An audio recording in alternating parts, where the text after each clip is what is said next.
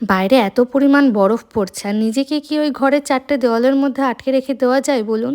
খাওয়া দাওয়া সেরে বেরিয়ে পড়েছি, তবে মনে একটাই কষ্ট, আজ বোধহয় আর বরফ পড়বে না। যদিও ওয়েদার রিপোর্টে দেখাচ্ছে যে দুপুর ওই 3টের দিকে আর একবার হয়তো স্নোফল হলেও হতে পারে। সেই হলেও হতে পারে আশাটা নিয়েই বেরিয়েছি বাইরে। আর ওদিকে সুস্মিতাকেও ফোন করে বলে দিয়েছি ও যেন চলে আসে অভিজিৎদের অফিসের সামনে। আসলে ওই জায়গাটাতে বরফ পড়লে চারিদিকটা দেখতে ভারী সুন্দর লাগে।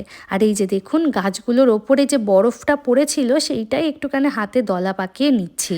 হাতে হ্যান্ড গ্লাভস পরে তো বেরিয়েছি, তবে বরফে একটু হাত দেবো বলে হ্যান্ড গ্লাভসটা খুলে পকেটে ঢুকিয়েছি। আজ নিজে একা বেরিয়েছি তো, অভিজিৎ তো অফিসে, ও থাকলে অবশ্য আমাকে এই এত কিছু করতে দিত না। কি যে ভালো লাগছে বরফগুলো হাতে নিয়ে, তা মোটে বলে বোঝাবার নয়। রাস্তাতে যেই জায়গাগুলো দিয়ে মানুষ বেশি চলাচল করেছে সেখানকার বরফগুলো একদম গলে জমে গেছে। মনটা একটু খারাপ লাগছে যে আর হয়তো বরফ পড়বে না, এই হয়তো শেষ। বেলার দিকে একটু বরফ না দিলে ভগবান ভারী অন্যায় করবে আমার সাথে।